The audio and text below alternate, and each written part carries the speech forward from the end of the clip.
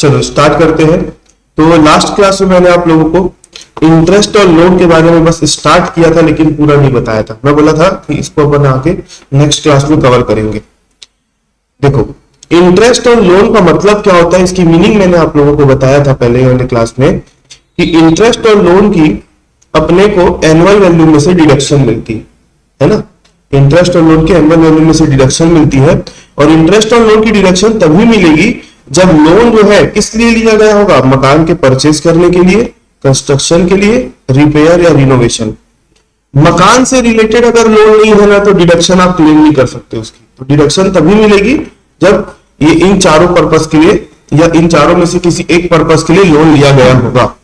ठीक है, तो इंटरेस्ट और लोन के दो कंपोनेंट होते हैं, एक होता है प्रीवियस ईयर इंटरेस्ट और दूसरा होता है construction period interest. Previous year interest और कंस्ट्रक्शन पीरियड इंटरेस्ट। तो इसको मैं अब जब रूल्स बता रहा हूं तो उसको मैं अब अलग तरीके से समझाऊंगा। देखो, अभी अपन ने जो भी बात करी उसके बारे में सिर्फ मीनिंग समझे हम इसकी। अब अपन बात करेंगे इसके कैलकुलेशन की। बहुत इंपॉर्टेंट कैलकुलेशन है और मैक्सिमम स्टूडेंट लोग सब चीज बना लेते हैं और यहां आके गड़बड़ी कर देते हैं। तो ध्यान से समझना है, इंटरेस्ट और लोन बहुत है ना कॉन्सेप्चुअल टॉपिक है। इंटरेस्ट और लोन के दो कंपोनेंट होते हैं, एक होता है प्रीवियस ईयर इंटरेस्ट और दूसरा होता है कंस्ट्रक्शन पीरियड इंटरेस्ट। देखो क्या होता है, मान लो हमारा प्रीवियस ईयर 24-25 है। हमारा प्रीवियस ईयर क्या है, 24-25। हम जो भी इनकम की कैलकुलेशन करते हैं वो कौन से साल के लिए करते हैं, प्रीवियस ईयर के लिए करते हैं। अब प्रीवियस ईयर के पहले भी कुछ साल रहे होंगे। अब मैं एक एग्जांपल रख रहा हूं तो अपने मन से डेटा डालते जा रहा हूं इसमें। 24-25 के पहले 23-24 आया होगा, फिर 22-23 आया होगा, फिर 21-22 आया होगा, फिर 20-21 आया होगा, फिर 19-20 आया होगा। हमारा जो मकान का कंस्ट्रक्शन है ना, यहां से लेकर यहां तक चला। हमारा मकान का कंस्ट्रक्शन जो था कहां से कहां तक चला, 1 अप्रैल 19 से लेकर 31 मार्च 21 तक का। मतलब इस समय में मकान अंडर कंस्ट्रक्शन था बोल सकते हैं। तो जब मकान अंडर कंस्ट्रक्शन रहता है तो वो मकान रह नहीं सकते, उसमें रहने लायक नहीं रहता। मतलब आप उस मकान में पोजेशन नहीं ले सकते। तो क्योंकि मकान अंडर कंस्ट्रक्शन था, इसलिए हम इस मकान की इनकम फ्रॉम हाउस प्रॉपर्टी भी कैलकुलेट नहीं कर सकते। मकान की इनकम फ्रॉम हाउस प्रॉपर्टी तभी कैलकुलेट होगी जब मकान जो है रेडी टू मूव हो जाएगा, मतलब कंस्ट्रक्शन उसका कंप्लीट हो जाएगा, रहने लायक हो जाएगा। आई बात समझ में। तो इस टाइम पीरियड में मकान का कंस्ट्रक्शन चल रहा था, तो इस टाइम पीरियड में हम इनकम फ्रॉम हाउस प्रॉपर्टी तो कैलकुलेट नहीं कर सके होंगे। इनकम फ्रॉम हाउस प्रॉपर्टी कब से कैलकुलेट होगी, हो जिस साल में मकान एग्जिस्टेंस में आ गया था। लेकिन इस टाइम पीरियड में क्या हो रहा था, ध्यान से समझना। इस टाइम पीरियड को मैं एक नाम दे रहा हूं, उसको बोलता हूं construction period.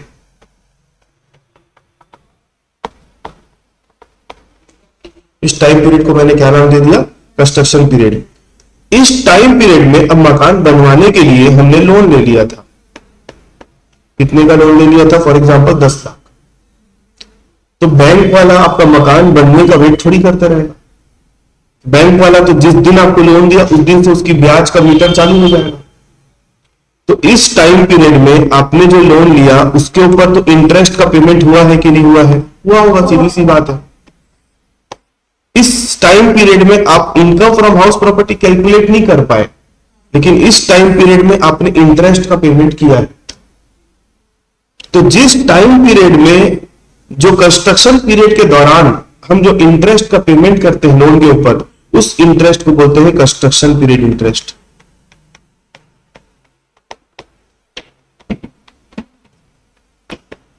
Construction period interest मतलब इस टाइम पीरियड में जो भी आपने इंटरेस्ट का पेमेंट किया होगा जब मकान अंडर कंस्ट्रक्शन था, तो उस कंस्ट्रक्शन के दौरान, उस पीरियड के दौरान जो इंटरेस्ट पे हुआ है उसको हम क्या नाम देंगे, कंस्ट्रक्शन पीरियड इंटरेस्ट।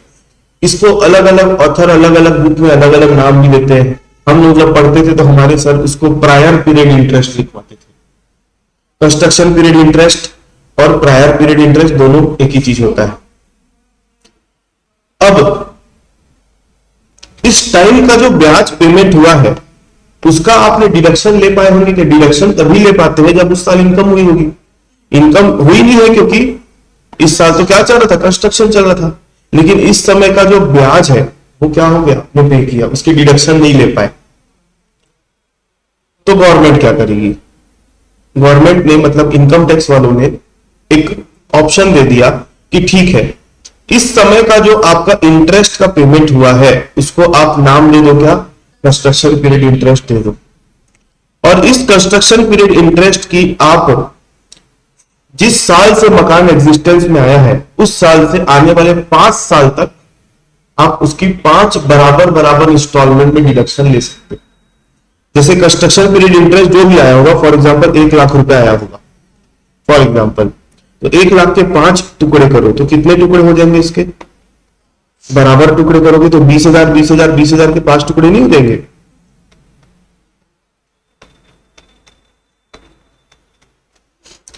5 टुकड़े हो गए। तो फर्स्ट वाला 20,000 जो है ना उसका डिडक्शन आप कब क्लेम करोगे, 21-22 में। सेकेंड वाले का 22-23, थर्ड वाले का 23-24, फोर्थ वाले का आ गया, और लास्ट वाला जो है, और जो लास्ट वाला है वो जाएगा नेक्स्ट ईयर। मतलब ये जो एक टुकड़ा है ये वाला, ये कब फॉल कर रहा है, हमारे प्रीवियस ईयर में फॉल कर रहा है। तो ये वाला टुकड़ा जो है ना इसको हम बोलेंगे कंस्ट्रक्शन पीरियड इंटरेस्ट। कितना रुपए, 20,000। इसकी कैलकुलेशन अभी समझाऊं, अभी तो कॉन्सेप्ट बता रहा हूं। क्योंकि ये हम प्रीवियस ईयर में क्यों ले रहे हैं 20,000, क्योंकि हमने जिस समय ये ब्याज का पेमेंट हुआ था उस समय कंस्ट्रक्शन चल रहा था, उस समय नहीं ले पाए थे। तो उस समय वो जो इंटरेस्ट है ना उसको मान लिया जाता है कि उस समय वो कैपिटलाइज कर दिया आपने, उसकी डिडक्शन नहीं की। अब उसकी डिडक्शन कैसे लोगे, 5 इक्वल इंस्टॉलमेंट में, जिस साल से मकान आपका एग्जिस्टेंस में आया उस साल से। तो फर्स्ट इंस्टॉलमेंट यहां पर मिलेगी आपको डिडक्शन, सेकंड वाले की यहां पर मिलेगी, थर्ड वाले की यहां पर मिलेगी, फोर्थ वाले की यहां पर, फिफ्थ वाले की नेक्स्ट ईयर में जाएगी। तो आपको ये चेक करना है आपके प्रीवियस ईयर में वो जो टुकड़ा है, वो जो डिडक्शन का एक पार्ट है वो आ रहा है कि नहीं आ रहा। अगर आ रहा है तो आप कंस्ट्रक्शन पीरियड इंटरेस्ट यहां पर 20,000 लिख सकते हो। तो बस इसी छोटे से कॉन्सेप्ट को अपने को एग्जांपल्स से समझना है। मेरे पास कम से कम 8-9 एग्जांपल है, उस 8-9 एग्जांपल को भी अपन करेंगे क्लास में, ठीक है। अब अभी तो मैंने अपनी मर्जी से कंस्ट्रक्शन पीरियड ऐसे ही मैंने मार्क कर दिया था। तो कंस्ट्रक्शन पीरियड आता होता कब से स्टार्ट है और खत्म कब होता है ये कैसे पता चलेगा। देखो कंस्ट्रक्शन पीरियड,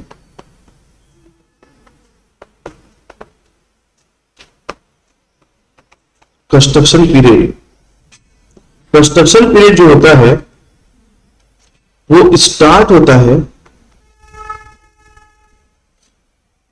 या कमेंस वर्ड ज्यादा अच्छा रहेगा, कमेंस होता है from the date of loan, loan की डेट से स्टार्ट होता है। अब आपने 1 अप्रैल को मकान बनवाना चालू किया फॉर एग्जांपल, आपको लोन मिल रहा है 1 जून को, 2 महीने बाद लोन मिला, तो आपका कंस्ट्रक्शन पीरियड स्टार्ट कब होगा। अपने को वहां पर कंस्ट्रक्शन स्टार्ट हो गया 1 अप्रैल को, ये देख के इमोशनल नहीं होना, मतलब मकान 1 तारीख को बनना चालू अप्रैल में तो इसी दिन से कंस्ट्रक्शन पीरियड स्टार्ट, ऐसा नहीं भाई। हम क्या कैलकुलेट कर रहे हैं, ब्याज, ब्याज कब से लगेगा, लोन की डेट से। तो इसलिए हम प्रैक्टिकली देखते हैं तो कंस्ट्रक्शन पीरियड स्टार्ट कब होगा, कमेंस कब होगा, डेट ऑफ लोन, और एंड कब होगा, एंड कब होगा, नहीं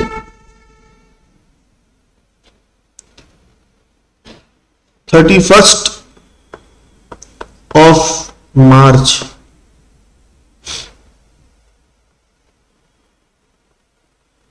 just before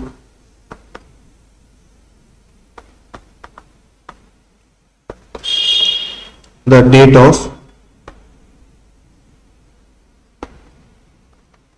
construction completed,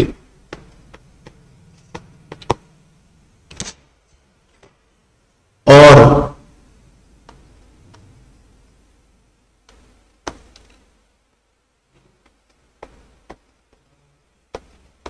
repayment of, sorry, date of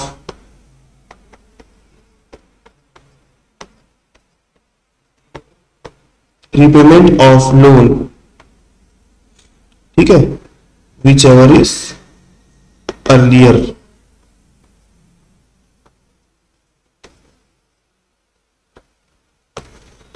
अभी आप ये वाले को छोड़ो, आप सिर्फ इसमें दिमाग लगाओ। कंस्ट्रक्शन पीरियड स्टार्ट कब होगा? लोन की डेट से। और कंस्ट्रक्शन पीरियड खत्म कब होगा? कंस्ट्रक्शन पीरियड हमेशा खत्म होता है 31 मार्च।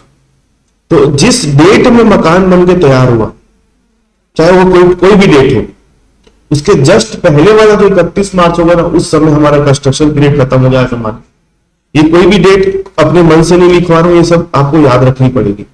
जैसे फॉर एग्जाम्पल, एक एग्जाम्पल लेते हैं।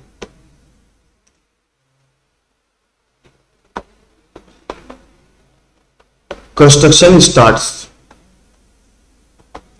1/4/2022। डेट ऑफ लोन, लोन की डेट 1/7/2022।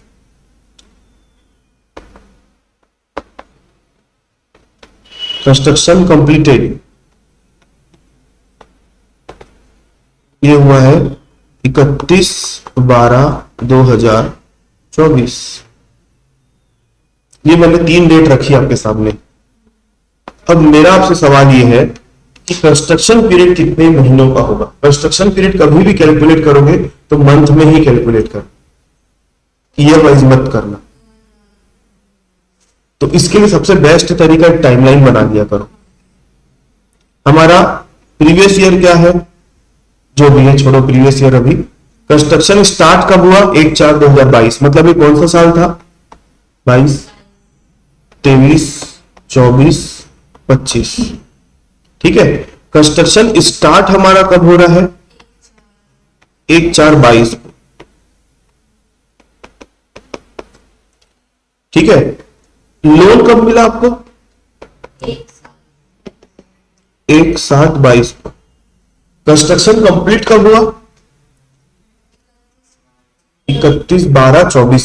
31/12/24 को कंप्लीट हुआ कंस्ट्रक्शन। अभी कंस्ट्रक्शन पीरियड नहीं, मैं तो डेट प्लॉट कर रहा हूं बस। अभी 31/12/24 को कंस्ट्रक्शन कंप्लीट हुआ है। तो हमारा कंस्ट्रक्शन पीरियड स्टार्ट कब होगा? इस तारीख से स्टार्ट होगा। खत्म कब होगा? इस डेट के पहले। ये डेट में तो एक्चुअली कंस्ट्रक्शन कंप्लीट हुआ है, हम कंस्ट्रक्शन कंप्लीशन की बात नहीं कर रहे, कंस्ट्रक्शन पीरियड के एंड बता रहे। तो इसके पहले वाला 31 मार्च यहां होगा, इसके पहले वाला 31 मार्च होगा। तो 31/3/24। तो इस डेट से लेकर इस डेट का जो टाइम पीरियड है, यहां से लेकर यहां तक, ये है कितना महीना? यहां पर आएगा 9 महीना, और यहां पर कितना महीना आएगा? 12। तो 9 और 12 21 मंथ आ गया आपका कंस्ट्रक्शन पीरियड। महीनों में गिनना है कंस्ट्रक्शन पीरियड। क्लियर है मेरी बात? तो कंस्ट्रक्शन पीरियड हमेशा स्टार्ट कब होता है? डेट ऑफ लोन से। और खत्म कब होता है? 31 मार्च। उस 31 मार्च को जो कंस्ट्रक्शन कंप्लीशन होने के डेट के पहले पड़ता है। अगर मैं यहां पर काट के इसके बदले 31 मार्च 2025 रख देता, तो कंस्ट्रक्शन पीरियड का क्या होता? किस दिन? गलत। तो भी एक साल पीछे जाना पड़ेगा, क्योंकि मैंने क्या बोला, जिस डेट में खत्म हो रहा है उस डेट को कंसीडर ही नहीं करना, उसके पहले वाली 31 मार्च। तो 31 मार्च 25 के पहले का 31 मार्च क्या था? 31 मार्च 24 था। और अगर आपका मकान का कंस्ट्रक्शन 1 अप्रैल 24 को भी खत्म होता, तो उसके पहले कौन सा 31 मार्च था?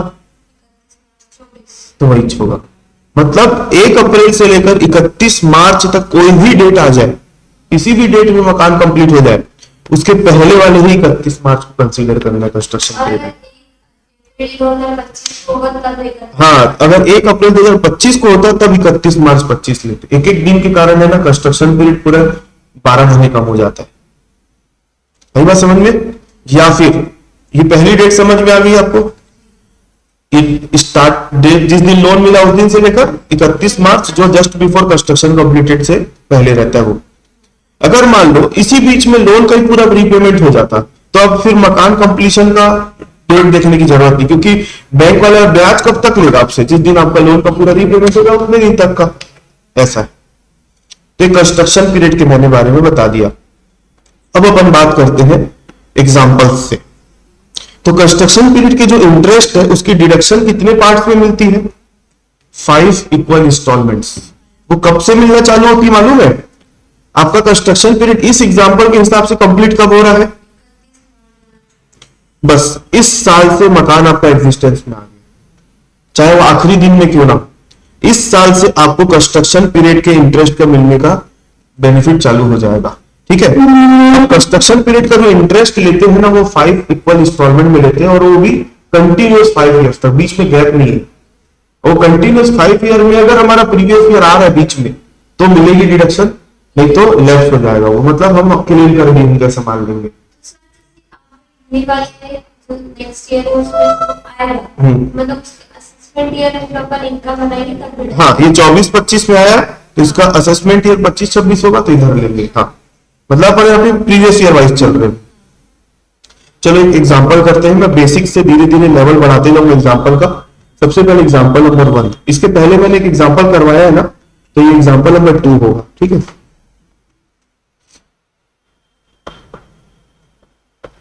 Compute the amount of deduction, compute the amount of deduction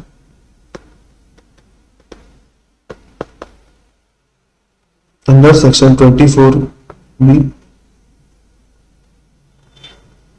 with respect to interest on loan.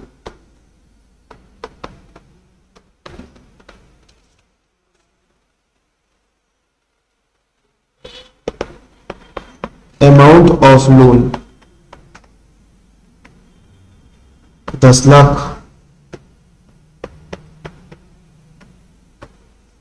Amount of loan है 10 lakh, rate of interest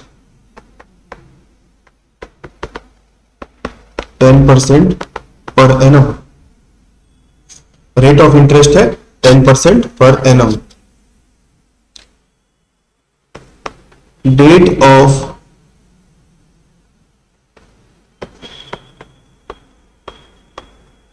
commencement of construction 1/10/2016, 16 मतलब 17 करो उसको, डेट ऑफ लोन ग्रांटेड, ये भी ना कि लोन अगर कंस्ट्रक्शन के पहले भी मिल गया तो भी लोन पीरियड पहले से चालू है। हाँ, जिस दिन लोन पहले से भी ले लिया है तो भी वहीं से स्टार्ट होगा। लोन की डेट ही देखना है, भले कंस्ट्रक्शन उसके पहले चालू हो या बाद में चालू हो, मैटर नहीं करता। ठीक है। डेट ऑफ कंस्ट्रक्शन कंप्लीटेड,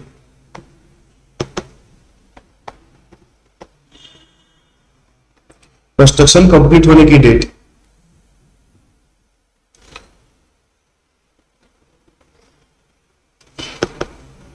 एक 12/2023।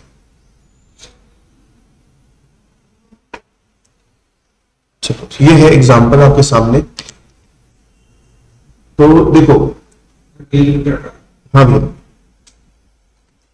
क्या होता है कि ये देखो, हो सकता है एमसीक्यू में पूछ के आपसे छोटा सा क्वेश्चन दे, बोलेगा कंस्ट्रक्शन, बोलेगा टोटल इंटरेस्ट ऑन लोन की कितनी डिडक्शन, ऐसे इस तरीके का डेटा देगा और इंटरेस्ट ऑन लोन की डिडक्शन निकाल कर बताओ उसकी अमाउंट।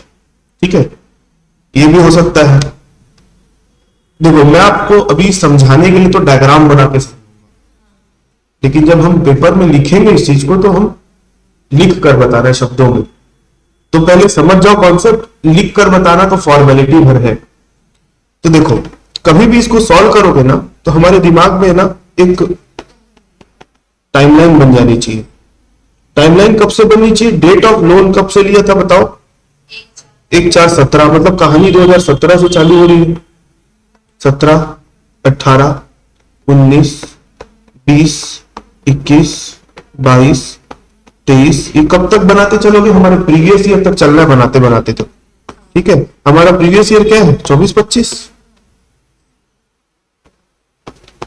24 और 25, ये हमारा प्रीवियस ईयर है। ये हमारा प्रीवियस ईयर है। ठीक है, लोन कब लिया है? 1/4/17 को।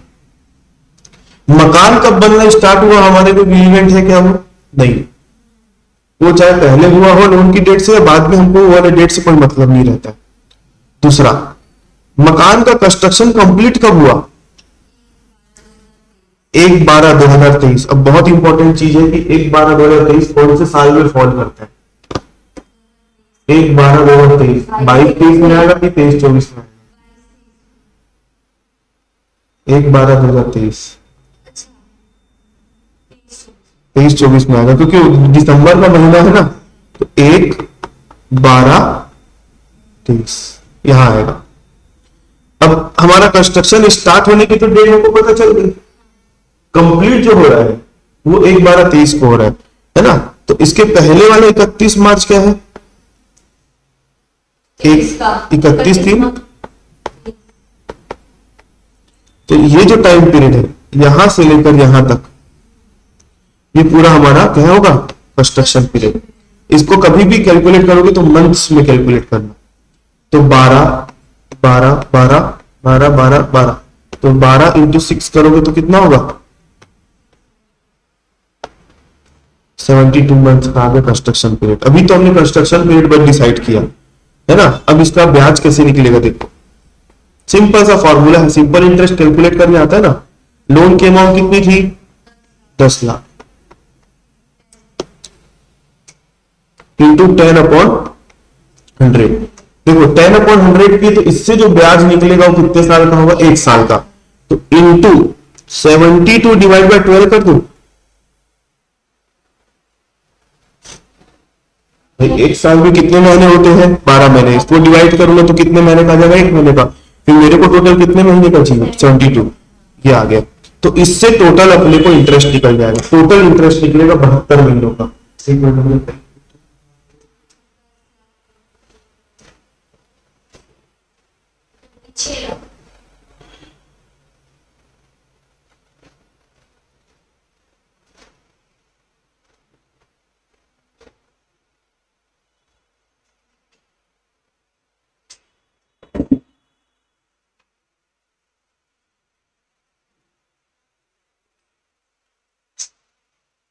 कितना है बताओ?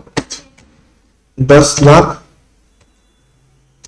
का 10% होता है 1 लाख इंटू 72 डिवाइड बाय 12, कितना? 6 लाख आया। तो 6 लाख जो आया वो तो टोटल कंस्ट्रक्शन पीरियड इंटरेस्ट है, टोटल। इसका हम करेंगे इंटू 5 टुकड़ों में डिवाइड करेंगे। तो डिवाइड बाय 5 करो, कितना? 1,20,000 आया। मतलब 6 लाख के टोटल। हाँ, मेरे को लगा वो एक और स्टूडेंट आती है, हसबिया नाम है उसका, वो बुक लेने आने वाली थी, वो भी ऐसे एग्जाम पहन जाती, तो मेरे को लगा वही है क्या। तो 1,20,000 जो है ये 1/5 पार्ट है। इसकी डिडक्शन आप कैसे लोगे? तो इसकी पहली डिडक्शन 23-24 से मिलना चालू हो जाएगी ना, यहां से मिलना चालू हो जाएगी। तो फर्स्ट इंस्टॉलमेंट यहां मिलेगा, सेकेंड इंस्टॉलमेंट प्रीवियस ईयर में। प्रीवियस ईयर में आ रहा है कि नहीं अपने को वो चेक करना है, आ रहा है। तो प्रीवियस ईयर में कितना आया? 1,20 आया, ये ले लिए तो अपन। ठीक है, अब आपको पता होना चाहिए कि मकान के ऊपर जो लोन लेते हैं ना वो लंबे लंबे टाइम पीरियड के लिए रहता है, 15 साल, 20 साल, 25 साल ऐसे। कहीं पर मैंने ऐसा बताया कि लोन रीपे हो चुका है, मतलब लोन के जो 10 लाख रुपए आउटस्टैंडिंग है वही सिर्फ इंटरेस्ट पे किया जा रहा है ना। आजकल के समय में क्या होता है कि लोन का जो हम रीपेमेंट करते ईएमआई सिस्टम से करते हैं। ईएमआई मतलब उसमें कुछ पार्ट प्रिंसिपल होता है और कुछ इंटरेस्ट होता है। लेकिन यहाँ पर जब क्वेश्चन सॉल्व करोगे ना, आपको ईएमआई सिस्टम वाला नहीं देगा, वो पुराने ट्रेडिशनल जो लोन चलता था ना वैसा दिखाएगा।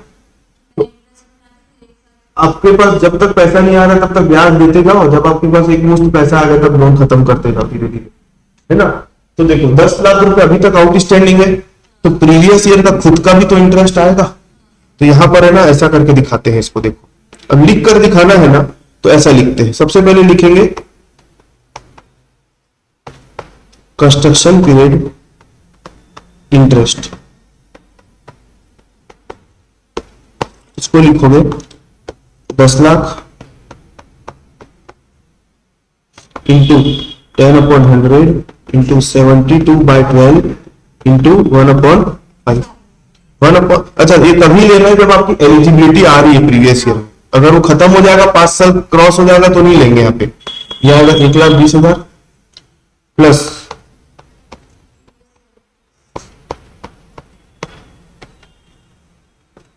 प्रीवियस ईयर इंटरेस्ट, ये आएगा 10 लाख का कितना परसेंट, 10%, ये आएगा 1 लाख। टोटल कितना होता है 2,20,000। तो जब क्वेश्चन सॉल्व करोगे ना तो आपको ये बस लिख कर दिखाना है।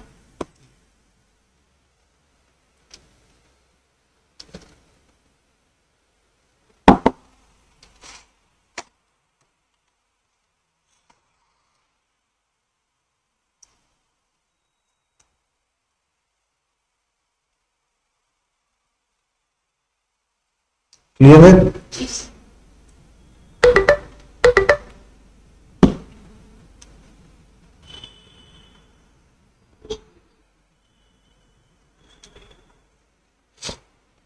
चलो नेक्स्ट एग्जांपल लिखो 3, एग्जांपल नंबर 3। अब एग्जांपल जो दे रहा हूं ये आपको बनाना है ना।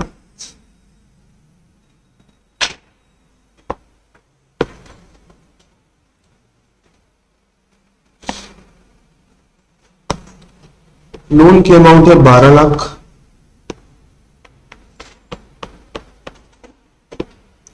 रेट ऑफ इंटरेस्ट है 15%,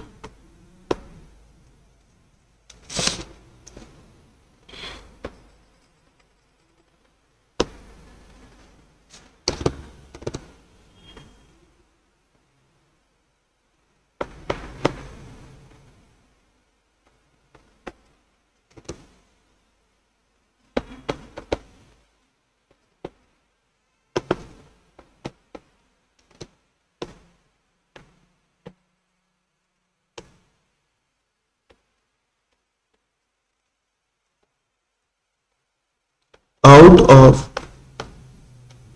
above loan amount rupees 5 lakh was repaid on 1/4/2023। जो लोन लिए थे ना हमने 1,20,000 का, उसमें से 5 लाख रुपए का क्या हो गया है, रीपेमेंट हो गया है 1/4/2023। अब आपको कैलकुलेट करना है प्रीवियस ईयर इंटरेस्ट और कंस्ट्रक्शन पीरियड इंटरेस्ट दोनों। आप पहले कैलकुलेट करो, उसके बाद फिर मैं बताऊंगा।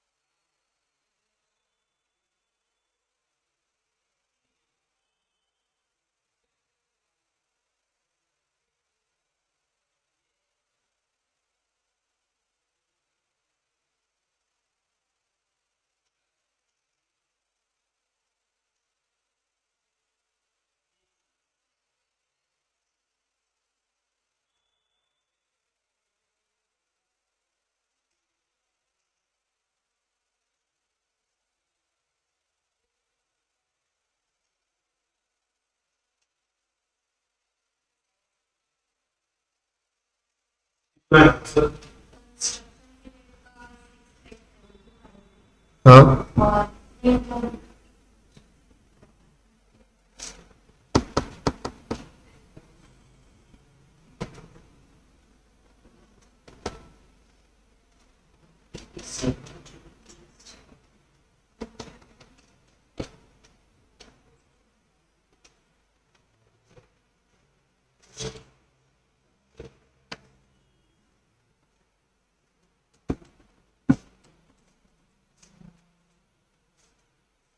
टू लेट टोटल दिखते हैं। चलो मैं बनाऊं सॉल्यूशन।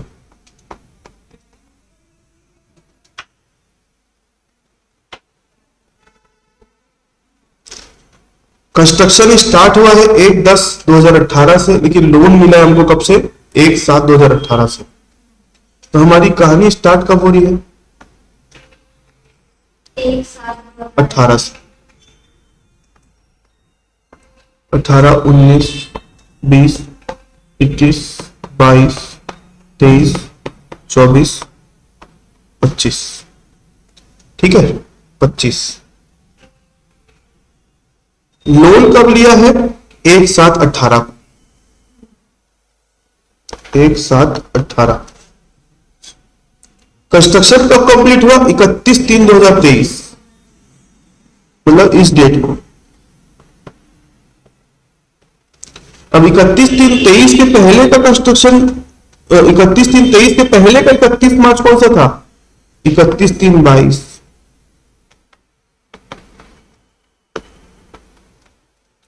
तो हमारा कंस्ट्रक्शन पीरियड कब से कब तक का कहलाएगा? 1/7/18 से 31 मार्च 22 तक का कहलाएगा। तो कितने महीने हो जाते हैं? ये हो जाता है 9 महीना, ये 12, 12, 12। तो 12, 12, 12, 36 प्लस 9 कितना होता है? 45 मंथ होते हैं।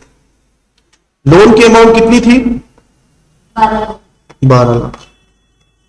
इंटू रेट ऑफ इंटरेस्ट कितना था? 15%। इंटू 45 डिवाइड बाय 12 इंटू 1/5 कितना होगा? कंस्ट्रक्शन पीरियड इंटरेस्ट 1,35,000 आया। ये आ गया कंस्ट्रक्शन पीरियड इंटरेस्ट। अच्छा, तो इसकी अब डिडक्शन यहां मिलेगी, यहां मिलेगी, और प्रीवियस ईयर में आ रहा है कि नहीं? टुकड़ा आ रहा है। प्रीवियस ईयर भी मान लो अगर प्रीवियस ईयर के पहले ही 5 साल गुजर गए हैं तो कंस्ट्रक्शन पीरियड वैलिड नहीं रहेगा, फिर मतलब उसका इंटरेस्ट नहीं लेंगे अपन। ठीक है, 1/35 अपन ले लिए। अब previous year interest, previous year interest कितना मिलेगा डिडक्शन? 1 लाख। देखो, मतलब वो 5 लाख रुपए रीपे हुआ कब हुआ है? 1/4/23 को। तो 1/4/23 यहां आया होगा। 1/4/23 को 5 लाख रुपए रीपे हो गया है। तो रीपे हो गया मतलब अब प्रीवियस ईयर के समय में जो लोन की अमाउंट है कितनी आउटस्टैंडिंग चल रही है? 7 लाख रुपए आउटस्टैंडिंग चल रही है। तो यहां पर जो ब्याज निकलेगा किस पर निकलेगा? 7 लाख का 15% पूरे साल भर के लिए, तो 1,05,000। दोनों को ऐड करोगे तो कितना आएगा? 2,40,000। ठीक, आपका भी इतनी आया था तो करेक्ट है। ये हो गया।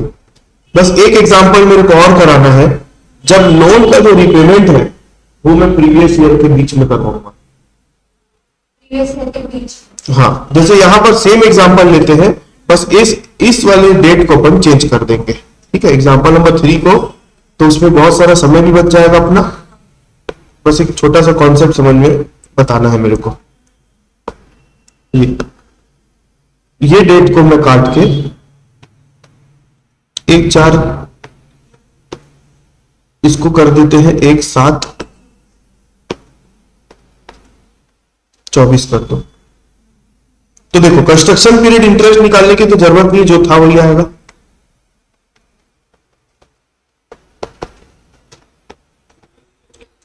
एग्जाम्पल नंबर 4 है ये जो था वही आएगा। कितना आएगा? 1,35,000 था। प्रीवियस ईयर इंटरेस्ट नहीं, प्रीवियस ईयर इंटरेस्ट यहां पर रीपेमेंट कब हुआ है बताओ, लोन पूरा रीपेमेंट थोड़ी हुआ है, 5 लाख रुपए का रीपेमेंट हुआ 1/7/24 को। तो आपका यहाँ पर जो निकलेगा ना 1/4/24 से 30/6/24 तक कितने महीने होते हैं, 3 महीने होते हैं। तो 12 लाख के ऊपर 10% के हिसाब से 3 महीने का ब्याज कितना होगा, सॉरी 15% है, कितना होगा, ऊपर भी 15 ही लिखा था ना मैं कि 10 लिखा दिया, हाँ कितना है 45,000। और 1 जुलाई से 1/7/2024 से 31/3/2025 तक 9 महीने के लिए कितने के ऊपर निकलेगा, 7 lakh into 15 divide by 100 into 9/12, ये कितना आता है 78750, दोनों को ऐड कर दो, 45,000 प्लस ये 123,750 और प्लस 1,35,000 258750, ये आ गया आपका आंसर। ठीक है, तो कंस्ट्रक्शन पीरियड इंटरेस्ट समझ में आया। एक मेरे को एग्जांपल वो लैप्स वाला कराओ कि नहीं लगता, लैप्स मतलब है ना कंस्ट्रक्शन पीरियड जो है ना, तो जो 5 इंस्टॉलमेंट भी लेते हैं ना, प्रीवियस ईयर में उसका एक टुकड़ा फॉलो नहीं करेगा, कैलकुलेट भी नहीं करेंगे, तो उसको चेक बस करना रहता है कि हमारा उसमें आ रहा है कि नहीं। हाँ तो एक कर ही लेते हैं, चलो हाँ एक कर ही लेते हैं, नहीं तो फिर वो चीज है ना दिमाग से निकल जाएगी बाद में। एग्जाम्पल नंबर कौन सा चल रहा था, 4 है ना, एग्जाम्पल नंबर 5 लिख लो।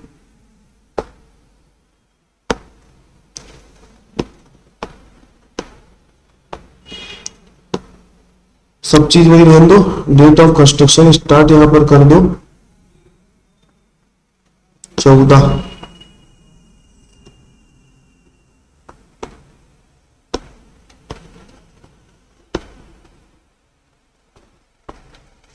चलो बना लो।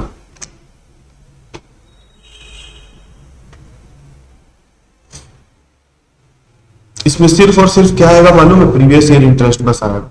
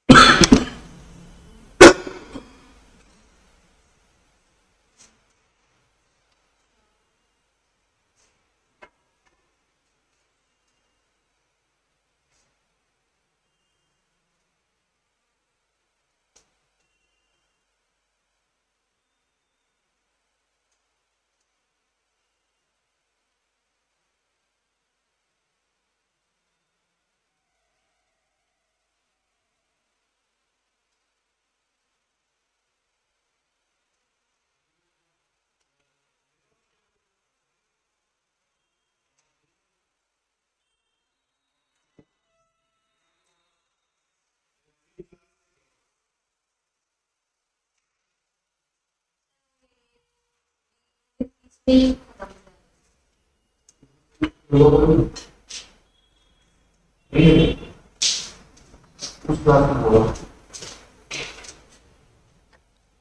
19-20 में 5 उसके इंस्टॉलमेंट खत्म हो जा रहे हैं। चलो क्रॉस चेक कर लेते हैं एक बार अपन। 1/4/14 ना, 14, 15, 16, 17, 18, 19, 20, 21, 22, 23, 24, 25। ठीक है, मकान का कंस्ट्रक्शन स्टार्ट कब हुआ था उससे अपने को मतलब नहीं। लोन की डेट क्या थी, 1/4/24, 1/4/14, 1/4/14। ठीक है, और कंस्ट्रक्शन कंप्लीट कब हुआ था? 1/12/16। 1/12/16। 1/12/16 इधर आएगा ना 16-17 में, तो इसके पहले वाला जो डेट होगा वो 31/3/16। तो कंस्ट्रक्शन पीरियड कितने साल का हो गया? 2 साल का, लेकिन 24 महीने का। लेकिन इसकी डिडक्शन यहां पर ले लिए होंगे, यहां ले लिए होंगे, यहां ले लिए होंगे, यहां ले लिए होंगे, यहां ले लिए होंगे, मतलब वो लैप्स हो गया। ठीक है, तो कंस्ट्रक्शन पीरियड के इंटरेस्ट का डिडक्शन नहीं मिलेगा, तो कंस्ट्रक्शन पीरियड इंटरेस्ट क्या आएगा? नील। और प्रीवियस ईयर इंटरेस्ट कितना आएगा? प्रीवियस ईयर इंटरेस्ट लेंगे, ये कितना आएगा? 10 लाख का 10%, 1 लाख रुपए, तो टोटल आएगा 1 लाख। इस समझ में आया? बस अब इसमें और समझाने लायक कुछ नहीं है, बस डेट के साथ करेगा खेल, बाकी और कुछ नहीं है ना। अब अपन आगे बढ़ते हैं। इसके बाद अब मेरे को आपको एक दूसरा कॉन्सेप्ट करवाना है, जिसके बेस में अब क्वेश्चंस बनना चालू हो जाएंगे। अभी तक तो अपन क्या कर रहे हैं, देखो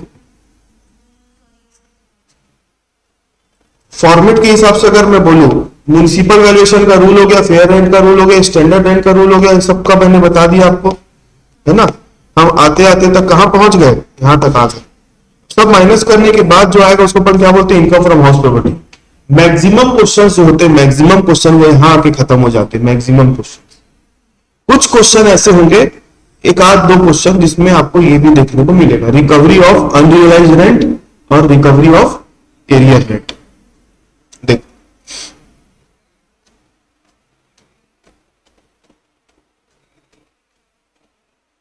एक पॉइंट लिखवा देता हूं, फिर अपन आगे बढ़ते। इसका रूल क्या है? Point number 12,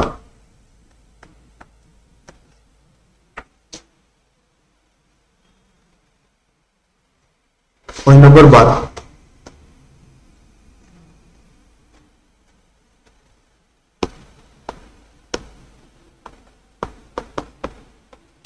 recovery of unrealised और arrear rent of earlier years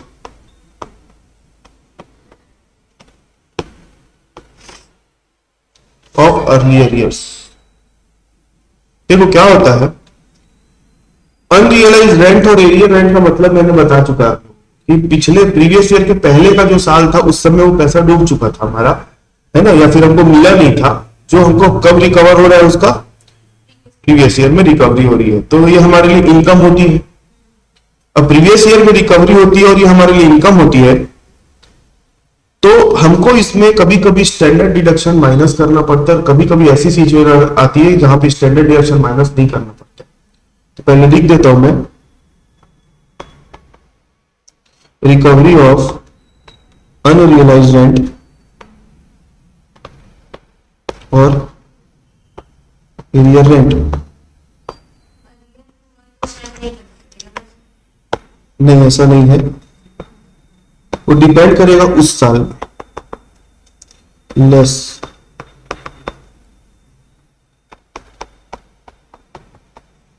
standard deduction लेना। यहाँ पे इसको एडहॉक डिडक्शन भी बोलते हैं।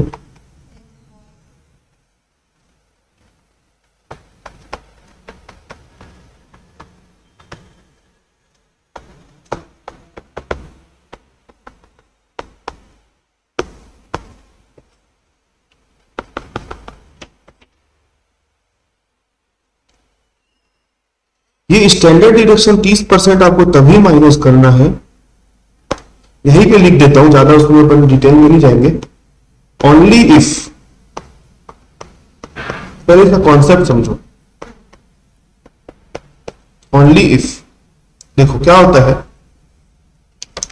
अगर आप इस एरियर रेंट या अनरियलाइज्ड रेंट उस साल इनकम मान लिए थे जिस साल को वो बिलोंग करती है, इनकम मान लिए थे, मतलब आपने खर्चा नहीं माना होगा। अब उस साल आपने इनकम मान लिया था तो उस साल आप 30% डिडक्शन ले लिए होंगे, तो उस साल आपने डिडक्शन क्लेम किया था।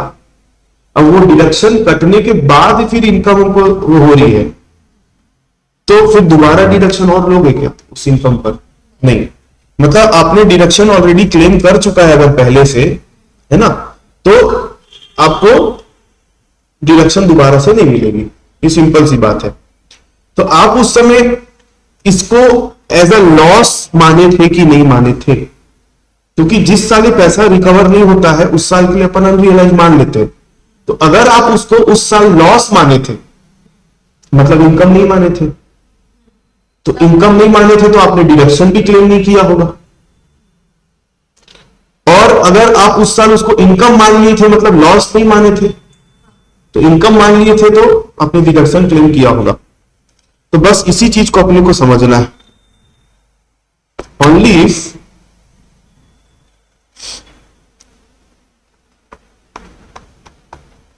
Deduction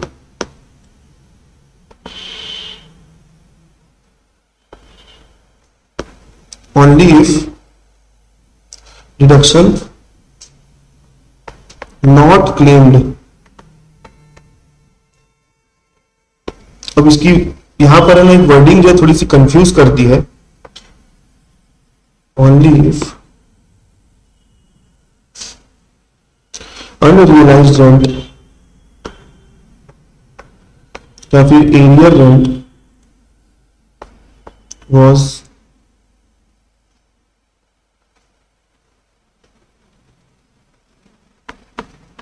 allowed as deduction। Unrealised rent या एरियल रेंट उस साल आप डिडक्शन उसका क्लेम कर चुके थे। मैं स्टैंडर्ड डिडक्शन की बात नहीं कर रहा हूं। हाँ, वो जो म्युनिसिपल टैक्स के साथ। हाँ, इसकी और इसकी डिडक्शन अगर आप उस साल ले लिए थे, मतलब आप स्टैंडर्ड डिडक्शन नहीं ले पाए होंगे इसके ऊपर, है ना। तो बस इतना सा पॉइंट है इसके बारे में और कुछ नहीं है। क्वेश्चन अगर साइलेंट होगा तो आपको एज्यूम करना है कि उस साल आपने डिडक्शन क्या किया था, नहीं लिया था, मतलब ले लिया था, तभी तो 30% माइनस करना है। हाँ हाँ, ये हो गया 12 पॉइंट। इसके बाद अपन अब है ना बहुत इंपॉर्टेंट चीज डिस्कस करने जा रहे हैं, use of house property.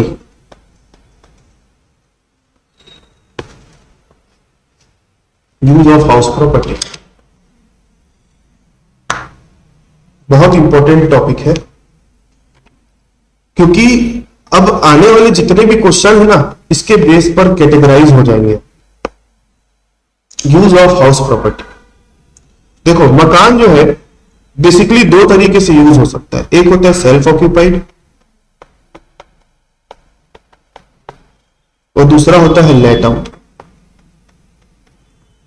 Self occupied और दूसरा होता है लेट आउट। सेल्फ ऑक्यूपाइड मतलब क्या होता है और लेट आउट मतलब क्या होता है? सेल्फ ऑक्यूपाइड मतलब जो मकान का ओनर है खुद अपने यूज में अगर मकान को ला रहा है तो उसको अपन क्या बोलते हैं? Self occupied. और लेट आउट किसको बोलते हैं? जब मकान का ओनर उसको किसी और को किराए पर लेके रखा हुआ है। तो देखो सेल्फ ऑक्यूपाइड दो तरीके से हो सकता है और लेट आउट भी दो तरीके से हो सकता है। सेल्फ ऑक्यूपाइड हो सकता है फॉर रेसिडेंशियल पर्पस,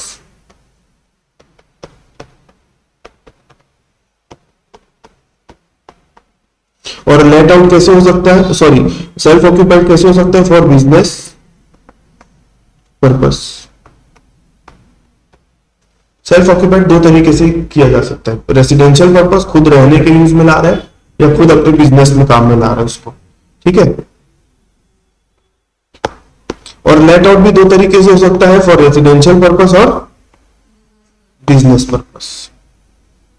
तो जब हम इनकम फ्रॉम हाउस प्रॉपर्टी की कैलकुलेशन करते हैं ना, जब हम इनकम फ्रॉम हाउस प्रॉपर्टी की यूज करते हैं, कैलकुलेशन करते हैं, तो जो मकान का यूज हो रहा है रेसिडेंशियल पर्पस के लिए उसको कंसीडर करते हैं इस हेड में।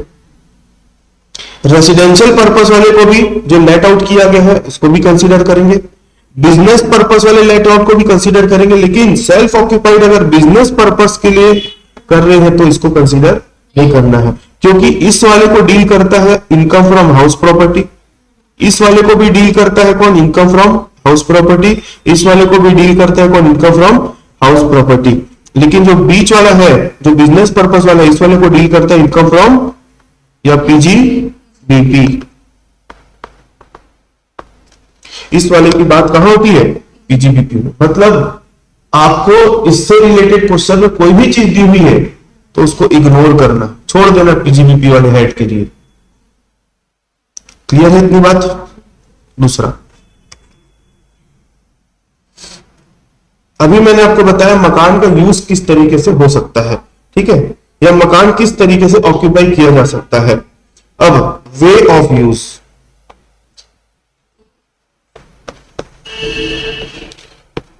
अब मैं आगे जहां पर भी सेल्फ ऑक्यूपाइड वर्ड यूज करूंगा वो सिर्फ और सिर्फ कौन से वाले को इंडिकेट करेगा, इसकी बात मैं नहीं करूंगा, ठीक है। मैं आगे जो भी बात करूंगा, सेल्फ ऑक्यूपाइड वर्ड यूज कर दिया तो ये वाले के लिए बात करूंगा, है ना।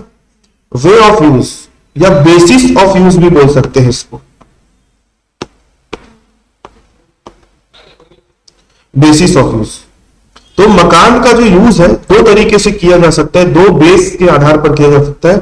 ऑन टाइम बेसिस और दूसरा होता है on space basis. On time basis और ऑन स्पेस बेसिस, समय के आधार पर और जगह के आधार पर। पहले मतलब समझो फिर क्या करना है इसका भी मैं बता रहा हूं। देखो, टाइम के बेसिस पर जब मकान का यूज किया जाता है तो टाइम के बेसिस पे मकान का यूज किया जाता है। तो जैसे कि हमारा प्रीवियस ईयर अभी है 24-25,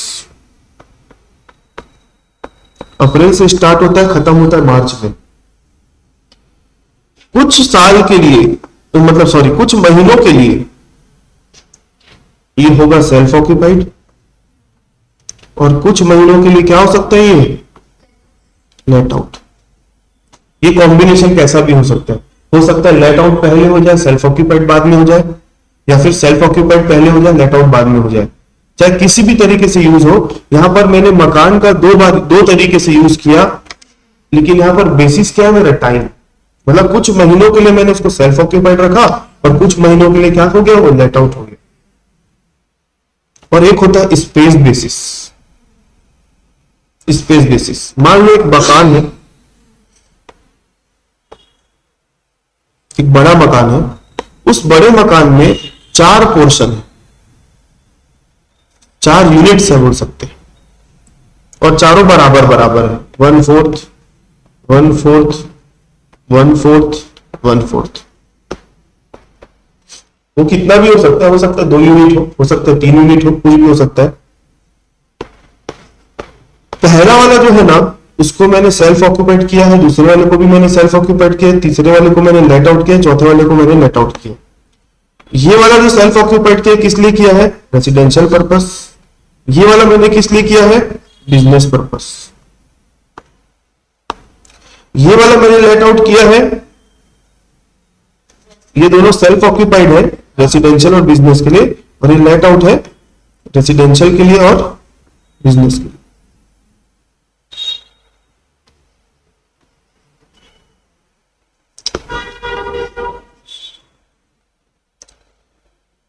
तो आपको जब क्वेश्चन में ऐसा दिखेगा कि एक मकान है, उसके अलग अलग यूनिट्स है, तो उस केस में जो बिजनेस वाला है तो मैंने पहले ही बता दिया, इसको अपने को कंसीडर नहीं करना है। तो यहां पर देखो मकान का अलग अलग यूज हो रहा है, कि मकान एक ही है, लेकिन यहां पर भी सेल्फ ऑक्यूपाइड हो रहा है, यहां पर भी ऐसा अलग अलग। तो इसको मैं बोल रहा हूं स्पेस बेसिस पर यूज हो रहा है, और इसको मैं बोल रहा हूं टाइम बेसिस और स्पेस बेसिस। यहां पर जब हम टाइम बेसिस पे यूज करते हैं ना, तो the house is treated as single unit. मकान को एक यूनिट मान के चलना है, ठीक है, भले ही इसका 2 अलग अलग तरीके से यूज क्यों ना हो। और यहां पर स्पेस के बेसिस पे द हाउस इज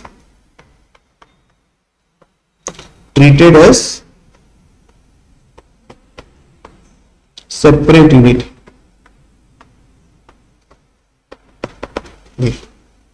मतलब मैं ऐसा इसलिए बता रहा हूं, क्वेश्चन दोनों तरीके का मिलेगा, ठीक है। जब पहले वाले तरीके से मिलेगा ना, तो आप अमाउंट के लिए एक ही कॉलम बनाओगे, जितने मकान उतने कॉलम बनेंगे क्वेश्चन सॉल्व करते समय। तो वहां पर एक यूनिट मानोगे तो भले ही मकान का सेल्फ ऑक्यूपाइड और लेट आउट हुआ है, लेकिन आप कितने कॉलम बनाओगे मकान के लिए? एक ही। यहां पर भी मकान एक ही है, लेकिन अलग अलग यूनिट वाइज यहां पर बांट दी स्पेस बेसिस पे। तो यहां पर वो वाले का तो कॉलम नहीं बनेगा, क्योंकि बिजनेस वाली बात कर रहे हैं। तो बाकी के जो 3 है ना, उसके लिए 3 अलग अलग कॉलम बनाओगे, और जो भी चीजें पूरे मकान से रिलेटेड होंगी उसको इस रेशियो में अपने को बांटना पड़ेगा। आगे बात समझ में? तो ये हो गया बेसिस ऑफ यूज, और ये हो गया आपका किस तरीके से यूज हो रहा है वो, ठीक है। ये क्वेश्चन बनाने के लिए बहुत काम आने वाली चीज है। अब नेक्स्ट क्लास से मैं आपको केसेस करवाने वाला हूं, केसेस। वो केस अगर अपन करेंगे फिर अपने क्वेश्चंस बनना चालू हो जाएंगे, ठीक है। तो ये मैं नोट्स आपको शेयर कर देता हूं, और फिर अपन नेक्स्ट क्लास से इसके आगे बढ़ेंगे।